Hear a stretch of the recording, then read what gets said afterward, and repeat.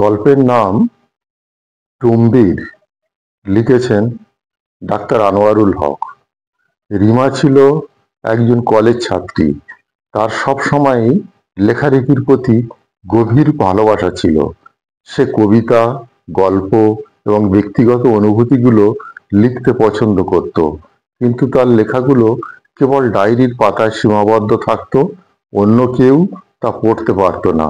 একদিন তার এক বন্ধু তাকে টুম্বির ব্লগিং প্ল্যাটফর্মের কথা বলল। তার বন্ধুটি বলল, রিমা, টুম্বির হলো এমন একটি জায়গা যেখানে তুমি তোমার লেখাগুলো শেয়ার করতে পারবে এবং অন্যদের লেখা পড়তে পারবে।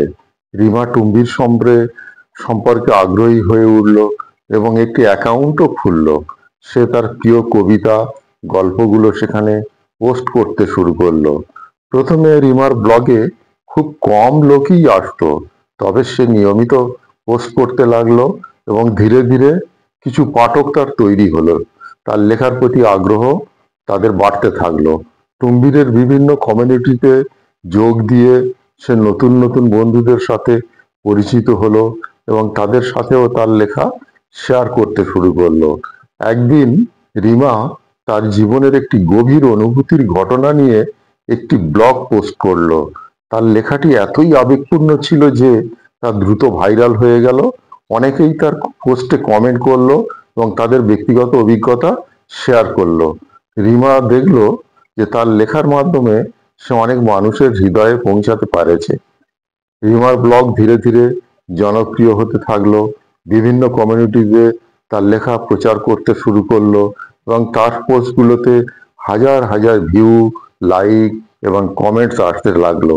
রিমা বুঝতে পারলো তার লেখা মানুষের জীবনে প্রভাব ফেলছে এবং তাদেরকে অনুপ্রাণিত করছে। টুম্বিরের মাধ্যমে রিমার লেখার গুণগত মান অনেক বেড়ে গেল। সে বিভিন্ন লেখক এবং কবিদের লেখা পড়ে শিখতে লাগলো এবং নিজের লেখার ধরন পরিবর্তন করলো।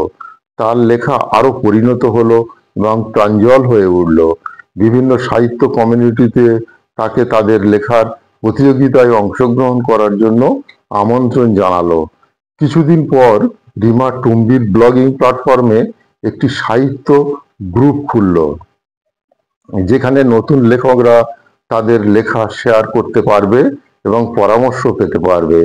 তার গ্রুপে অনেক নতুন লেখক যোগ দিল এবং তাদের লেখা শেয়ার করলো। রিমা তাদের লেখা পড়তো এবং তাদের পরামর্শ দিত। এর ফলে অনেক নতুন লেখকও তাদের লেখার গুণগত মান উন্নত করতে পারলো। রিমার ব্লগিং জীবনের সাফল্য দেখে সে নিজের লেখা একটি বই প্রকাশ করার সিদ্ধান্ত নিল এবং ব্লগের পাঠকরা তাকে সমর্থন করলো এবং তার বইয়ের প্রি অর্ডার করতে শুরু করলো।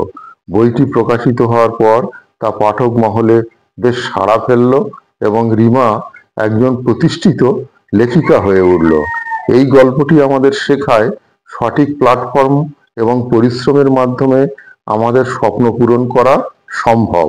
রিমার মতন যদি আমরা আমাদের প্রতিভাকে বিকাশের সুযোগ দিই এবং সঠিকভাবে উপস্থাপনা করি, তবে আমরা আমাদের জীবনে নতুন নতুন সফলতার দিগন্ত উন্মোচন করতে পারি।